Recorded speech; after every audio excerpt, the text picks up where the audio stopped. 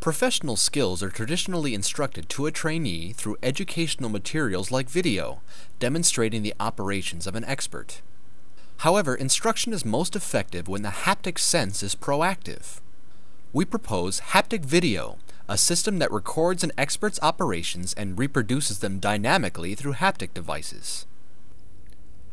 An expert's skills have been handed down traditionally through training and guidance. Through video, it is possible to record an expert's operations from an egocentric point of view, so information the expert had seen and heard could be directly passed on to the trainee. Since the introduction of haptic devices, some instructional systems using the movement of an expert have been proposed.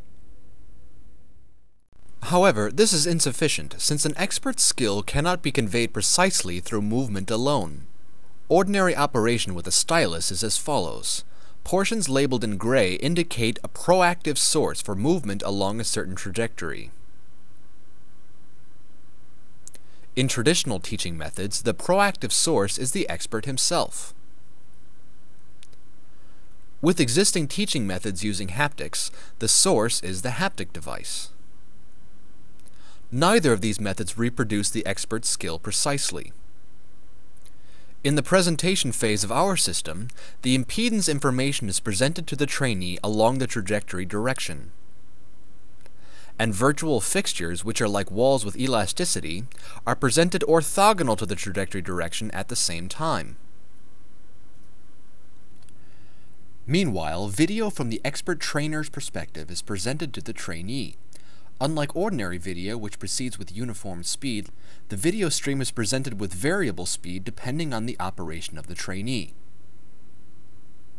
In this manner, both vision and tactile information corresponding to an expert's skill can be transmitted proactively, which until now could only be obtained passively.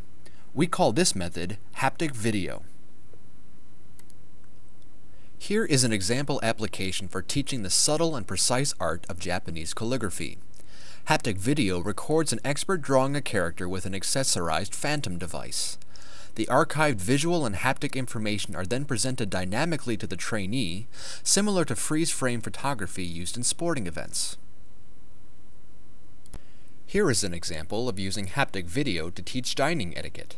Now, the phantom haptic device is accessorized with a fork and a knife, and the trainee observes the food being enjoyed as the expert's operations are properly reproduced.